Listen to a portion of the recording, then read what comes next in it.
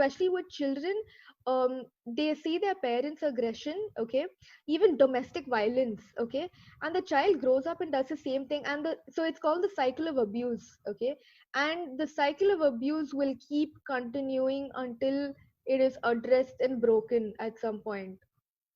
This is Sonia David. She is pursuing a PhD in psychology, specializing in expressive arts. She is a trained psychological counselor. She is also the founder of Mindful Mesmerism, a startup that advocates mental health and offers counseling and expressive arts therapy. In this episode, we talk about psychology, human behavior, therapy, depression, and more. Here is my conversation with Sonia David.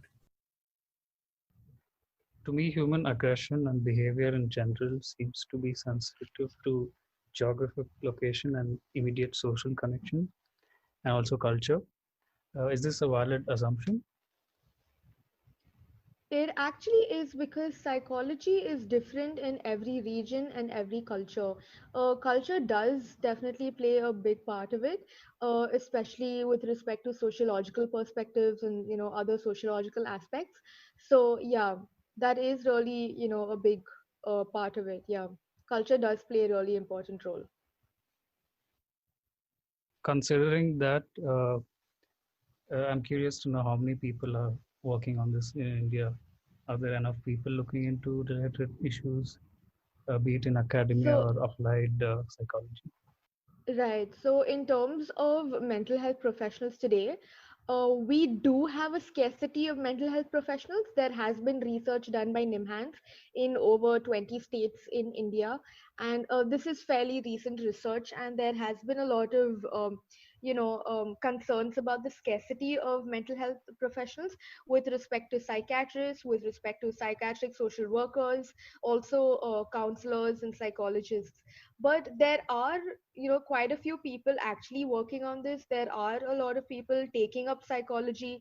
There are a lot of students who who want to do psychology in the future. Also, CBSE has recently bought psychology as part of one of their core subjects in 11th and 12th. So yeah, we have been progressing, but we still have the scarcity, and I feel that more the amount of mental health professionals is going to show a brighter future for our country. Uh, Is it uh, is it limited by the number of universities, or is it just students interested in this field that needs to change? Actually, it's not limited by the university level, because a lot of students sometimes are interested and sometimes are not. That's the problem, right? So since the mindset is all about either engineering or medicine, by the way, that's still functional today. Although you have great subjects, you have humanities in CBSE, right from 11th and 12th, and you have your PUC in where you have like great subjects in arts. But again, everybody just sticks to science, right? It's either science or commerce, and a lot of people still think that if you do anything in arts, you're not going to get more money and you're not going to get paid well. I think that mindset is kind of restricting a lot of people to do psychology today.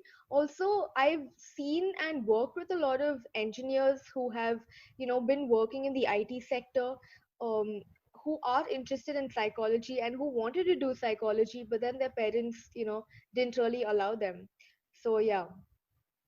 Yeah, that's quite a common issue with some of the other fields Right. as well. Yeah, we'll talk about that later. Um, Okay.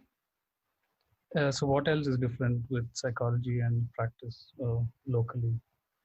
Are Sorry. there any policies or anything that is unique to India and psychology?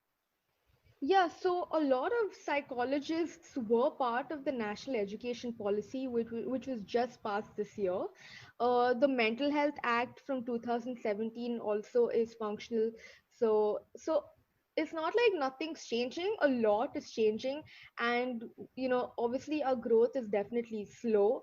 But I'm sure we'll definitely get there, dude. Like someday, because I know that there's a lot of more work that needs to be done, but with respect to psychology and with respect to practice right now, I think the main concerns are just awareness and removing taboos and myths of, psychologists and psychiatrists being the same thing, and the fact that we can read your mind, which is, it's inappropriate and it's unethical to a point, right? You can't keep saying that to people. So yeah, I think awareness is one of our biggest concerns. Making people aware of who we are and what we really do is one of our bigger, concerns, and something that all psychologists and all mental health workers are working towards. So yeah. So it's in progress, and there is hope. Yeah, it's still in progress. Absolutely. Yeah. In your paper on film-based counseling, you mentioned that media influence acts as a supplement to existing behavior. Is it that it's biological or psychological? Okay, so it is actually both, because again, it comes back to the concept of nature versus nurture, which is like, the world class debate that's been going on for years, right? And there have been so many studies with nature versus nurture. And the fact that media does act as, a supplement to existing behaviors in terms of psychologically learned, like learned behaviors from environment, from each other, from your parents, from like also from your experiences, right? So that also becomes psychological, automatically, right? So my point being that it is actually psychological. Okay, so based on your environment, these behaviors activate.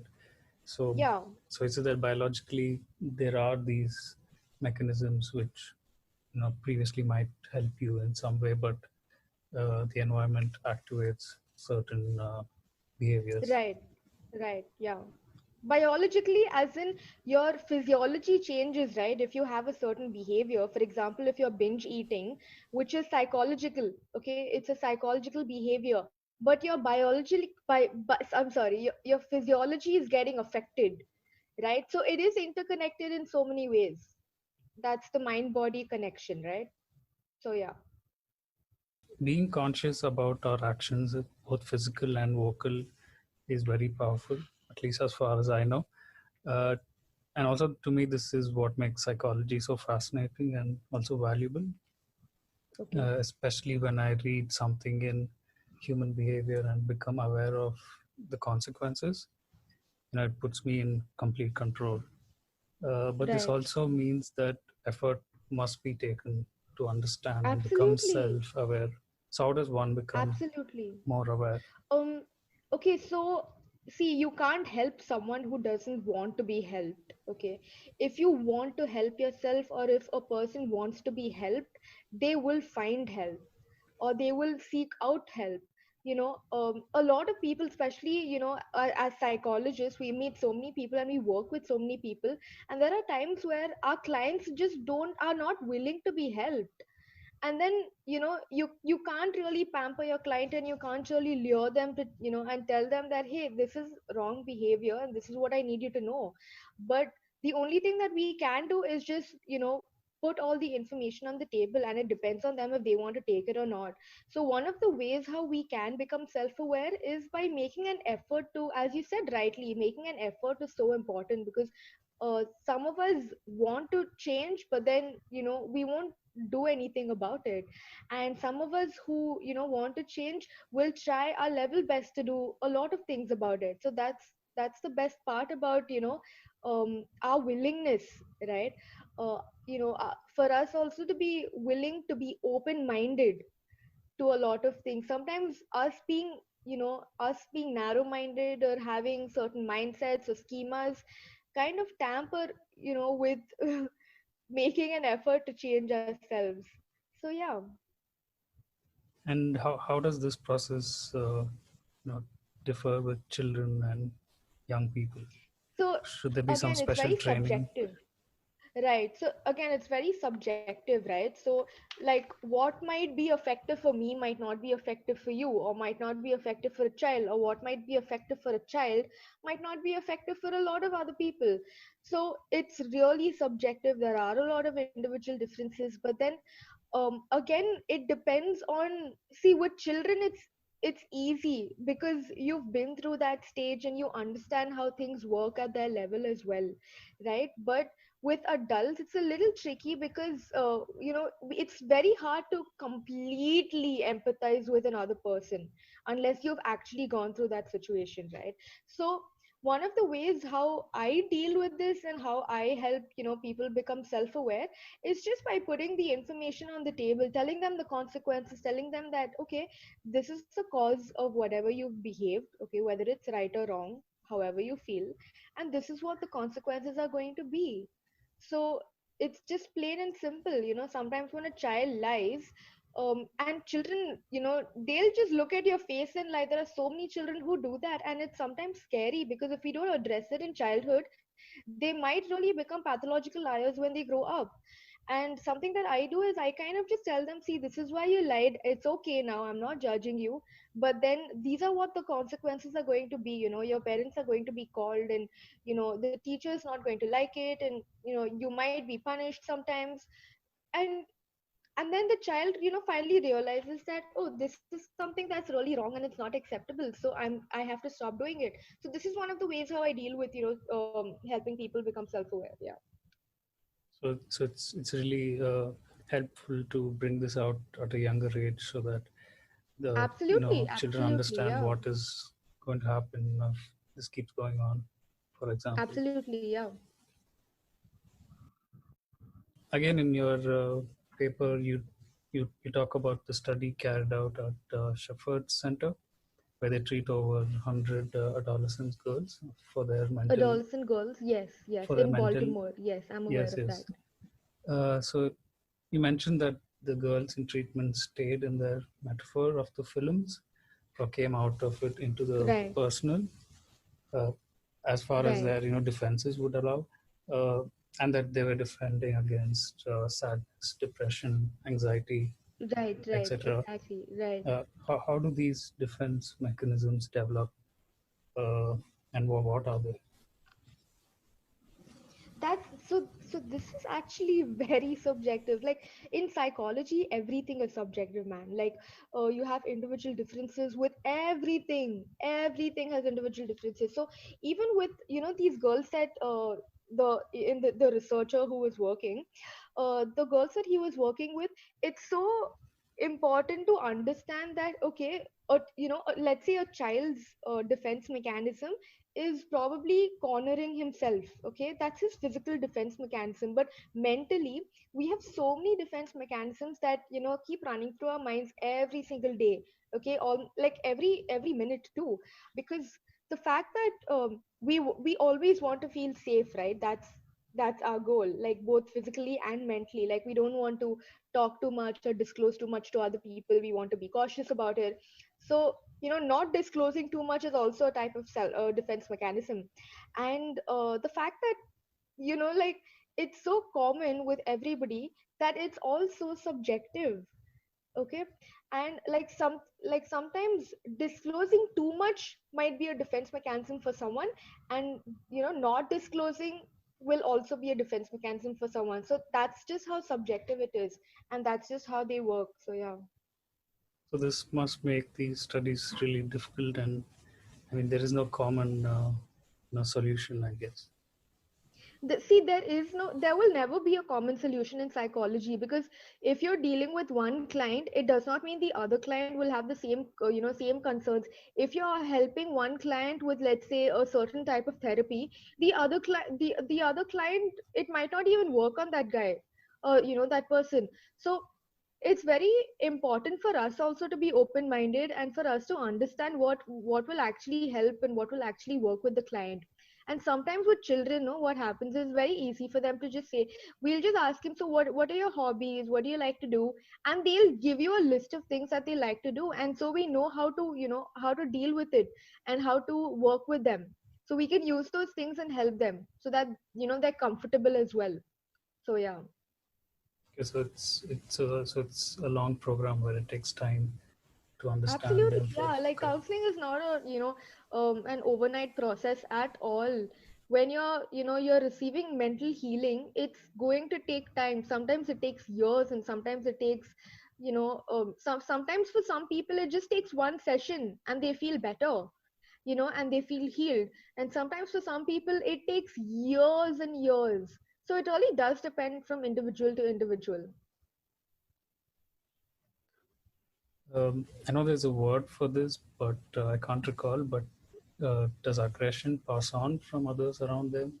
Is it like a chain reaction, or does Absolutely. it? Oh, everything is a chain reaction, by the way. Absolutely. It depends on how each individual either copes with it, or how assertive they are. Okay. Most of the times, especially with children, because I've worked with children, that's why, I'm giving you this example. Especially with children, they see their parents' aggression, okay, even domestic violence, okay, and the child grows up and does the same thing, and so it's called the cycle of abuse, okay. And the cycle of abuse will keep continuing until it is addressed and broken at some point. So yeah. Does aggression, if not treated, how does aggression evolve over time, and what are the long-term effects? There are so many actually. With aggression, again, it depends on what kind of aggression. There's relational aggression. There's social aggression. There's physical or even mental aggression, right? There's something called mental bullying. Okay, that's a paper that I worked on, where how a child is mentally bullied in school, not just by teachers but also by his peers. And we did this study, and we had like crazy results. We did a thematic analysis, and we found themes such as parents, involvement, like pressure of academics, pressure of the girl or their loved one saying no to them, pressure of rejection, basically fear of failure. There were so many. And the long term effects, sometimes it depends from person to person. If you're a submissive person, if you have a submissive personality, you kind of just shut off from everybody and everything, and you stop trusting people around you, and you stop interacting. Your social skills pretty much goes down, your self esteem, self worth goes down, because of that aggression, because you're mentally bullied, okay. And sometimes if you're an extrovert, or if you have let's say if you have I don't know, like if you're an outgoing person basically, or if you're overtly aggressive or overtly expressive, um that kind of changes to using that aggression on other people around you and hurting them. So yeah, those are the long term effects. Yeah. How does social media fit into this? Is a similar behavior observed over interactions Absolutely, yeah. over the internet? Cyberbullying, right? We see cyberbullying on a daily basis. We have so many cyberbullies who are now children, like 13, 14-year-old children.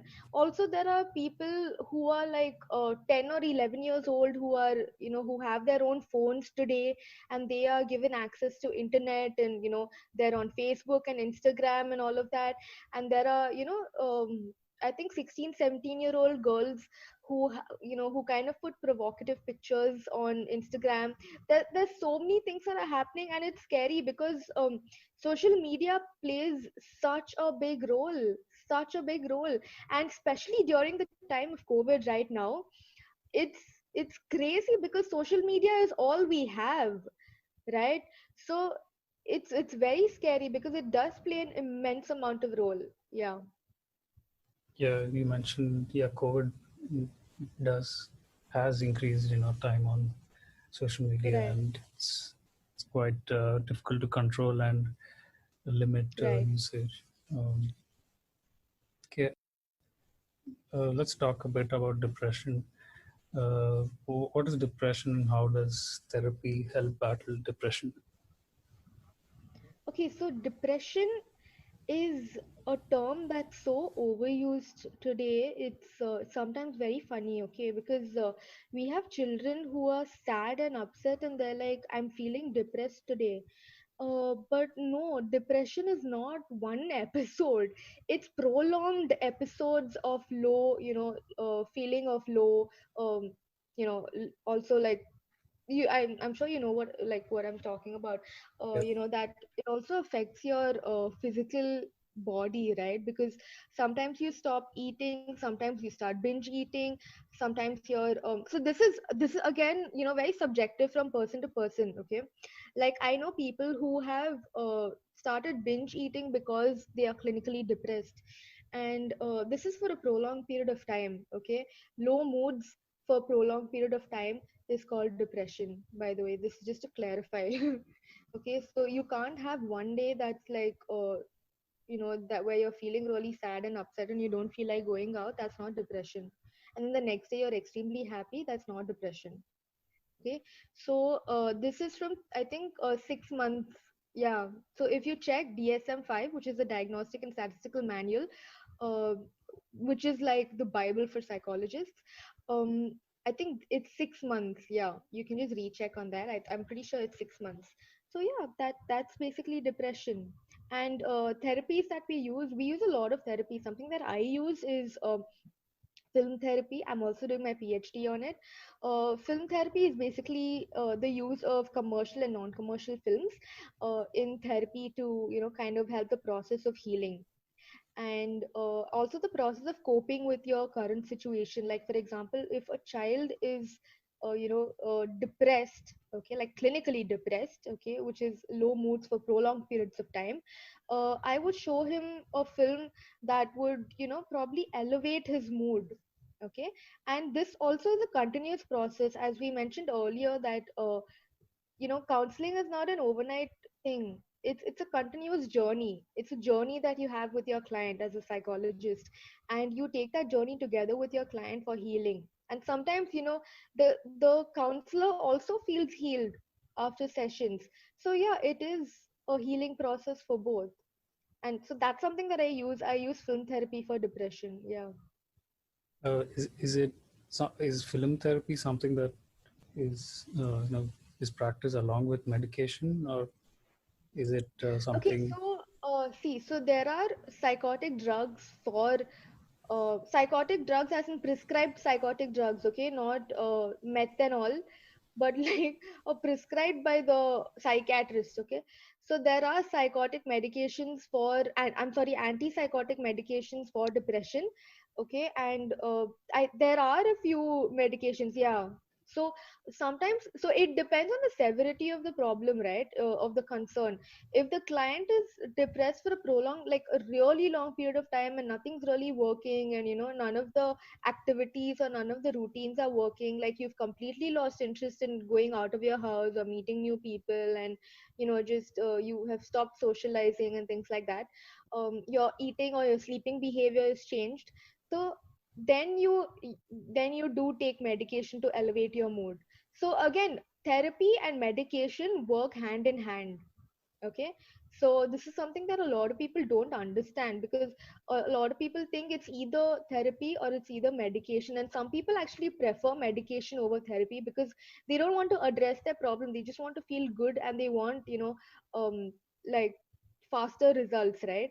But yeah, therapy and medication go hand in hand.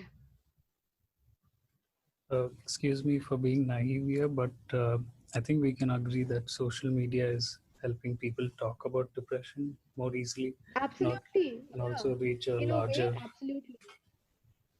network. But what I wanted to ask is social media lowering the tolerance of what is considered depression? Are people being more easily depressed due to social media? That's actually, yeah, I actually just mentioned the fact that the term is being so loosely overused in everyday life, and the fact that people don't really understand the severity of what depression really is. And I'm extremely encouraged and empowered when I see people talking about how they feel, if they're feeling upset, if they're feeling sad, if they're feeling lonely, or if they're looking for people to collaborate or just to talk or to socialize and all that. I feel so encouraged, because a lot many people need to do that. But the fact that depression as a term is being so overused is something that really does concern me, because uh, then again, it's also there's misinformation in whatever you're posting on social media, right? If you're using terms like this so loosely and you're not correctly contextualizing them, I think that is misinformation to other people. So yeah. Can it also be dangerous? Like, for example, if they take medication without even, without really considering if they're depressed or not, can it go to extremes? So I think most um, pharmacies, yeah, most pharmacies today do not give you medication without a prescription, especially when it's psychotic drugs, because none of the psychotic drugs are over the counter medication. So I think that is one good thing. Yeah. I still haven't come across a pharmacy that gives you medications, just like that, especially antipsychotic drugs. Yeah. In your paper, you investigate film therapy as a treatment for aggression. And Right. nowadays, TV, cinema, and video in general are one of the most popular medium for Right. information consumption. So, what is film therapy and who's it for? Okay, so film therapy is basically for everyone. Okay, um, so there's also a lot of information mentioned in my research about how India is one of the highest, uh, I think we are the highest net worth or something. We have the highest net worth of films. Anyway, so my point being that films are for everyone. The fact that there's already enough research done on how much all of us love watching films, and yeah, it again depends, right? See, it depends on the content you watch. Okay, sometimes what happens, because I've worked with children, I'm giving you this example again, that sometimes you have Android TVs. Okay, both the parents are working. This is pre-COVID. Okay, both the parents are working, there's no parental monitoring, and then you have children watching Android TVs, accessing YouTube, accessing um explicit content on Amazon Prime and Netflix and all of that. See, Netflix and Amazon Prime have amazing content, okay? But the type of content for children is, if it's not monitored, it's gonna go haywire, because children are super curious and they want to know what's happening, and they want to know what this means, and they want to know what everything means, basically, right? So that is actually a big concern. Yeah. So in that case, guidance and probably support from Absolutely. platforms and counseling is Absolutely. required. Which is why you have film therapy, right? Watching the right kind of film will actually help you. Okay, but if you're not being monitored, or if you're not watching the right kind of content, then that's gonna sway you in another direction completely. Which could be actually potentially very dangerous. Like, I've had children who have seen stuff on Android TV when both their parents have been working, and they've been left alone with their nannies, and nanny doesn't really care sometimes, and then you have like you have a lot of explicit content that they're exposed to. Then they come to school and they share that content with their friends, and these are like second and third standard children. So it's crazy. And then they come to the school counselor and they're like, hey, this is what the child is talking about, what do we do about it and how do we deal this? And then something that I do is I kind of tell him that this is not the right content because it's not for your age, and I show him the right content, something that will actually help him and something that will actually be good for him to watch too. So that's something that I've been doing with a lot of children as well. And this is also quite like it's quite new problem. So is it difficult to like research about this and study and come up with solutions apart from film therapy? Because it's quite a new problem, if I'm not wrong. The fact that there hasn't been much research done on film therapy was the bigger problem, because for me to find and like put my results down and all that was not big of a problem, because I had a lot of people that I worked with, who watch films, who love films, who use films for so many different reasons, like escapism, having a positive attitude, just having a laugh sometimes for humor. So yeah, there are so many reasons that people watch films, but again, if you're not using it to your to your healing, or if you're not really using whatever content you're watching for your good, then yeah, it's definitely not going to be right for you, right? So yeah. Moving on to parental pressure, I know it's very locally this is a very common problem or topic of interest, uh, Right. and is used. I feel it's usually associated with good intentions. But are there Okay. counseling programs for parents which might benefit both the parents and their children? So Uh, there is something called family therapy that we have, and it's actually something that's been really helpful. Like every time I've had a family therapy session, it's been so helpful because there is actual communication. There are times where the child or the parent does not even communicate at home because of so many things happening. Parents are working, child is busy with other classes, and like playing games and things like that, or they're just glued to their screens. So family therapy is something that I would definitely recommend to almost everyone, and you don't have to have a problem in your family if to go for family therapy. You can just go for family therapy, or you can just sit in your living room with your entire family, or like hold a meeting or something and just talk to them. So that is something that has actually helped. So yeah, and there are programs for parents specifically, how to deal with certain things for your child. And there have been a lot of programs during COVID, actually online programs for parents as to how to deal with this behavior of your child, and unwanted behaviors of your child and things like that. So yeah, it has been really helpful. Yes. as a professional counselor, how would you describe your experience? I think you talked about this a bit before, but are Yeah. people understanding? Are they aware that you're trying to help? See, if you so something that I really stand for is clarity in communication. If you're not clear about what you need to communicate to your client is never going to understand. And if your client is not clear, it is your duty to clarify from your client ki, uh, what is the concern and what do you expect me to do about it. How much can I as a counselor do, and how much I as a counselor cannot do. So yeah, something that I always believe in and I always stand for is clarity and communication. So that is something that has been actually really helpful with all my clients, I can say. So yeah. Would you recommend counseling as a career path? What should Of people be course, aware of? the more number of counselors, the greater and the stronger we're going to be. Of course, I would recommend, more counselors, because that there's this really funny saying, okay? A lot of people have other companies, other organizations, other professionals as rivals, right? But mental health is probably the only community, or the only profession that never has rivals. Because we'll either refer our clients to them, or they'll refer their clients to us, so we usually just work together. Yeah. What are you currently working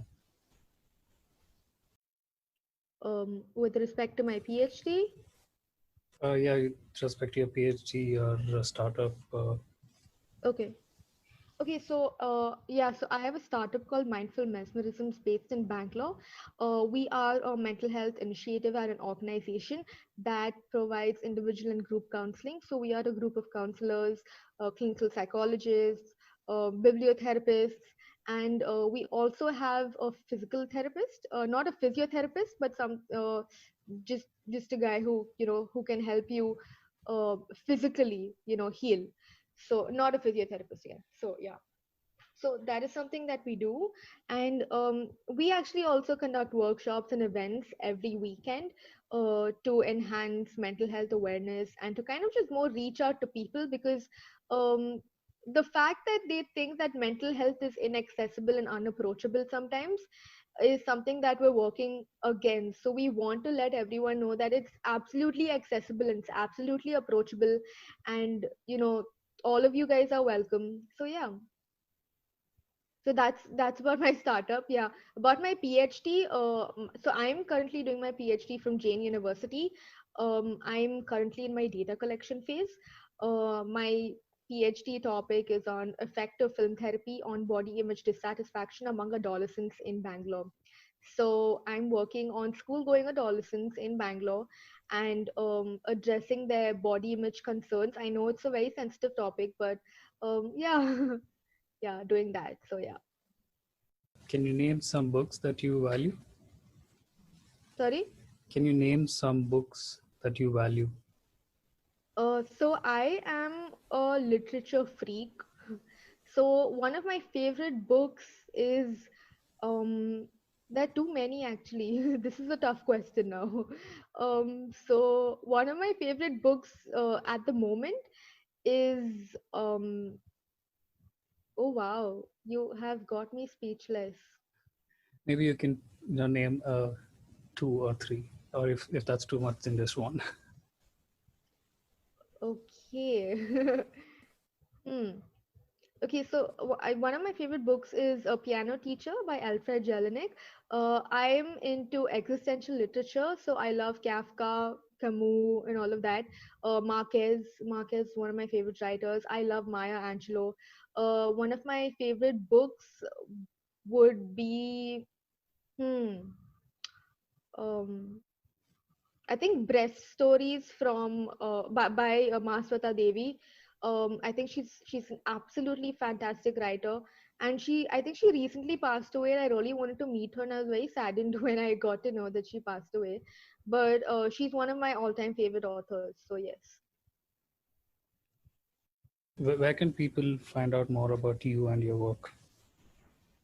Yeah, so you can reach me on Instagram. It's called Almost Dr. David. I'm sure that almost will become Dr. David soon, but yeah, it's almost underscore Dr. Dr. dot David. And you can check me out on LinkedIn. You can just type Sonia David. Yeah, you'll find a weird person who's hysterically laughing in the profile picture. That's me. Yeah, you can also check on my website. It's www.mindfulmesmerisms.com. So yeah, you can reach us out there. Yeah. Great. This has been a really interesting and valuable conversation. I hope people find the same. I appreciate your time and your work in therapy, and also, thank you for taking time to speak with me. No problem.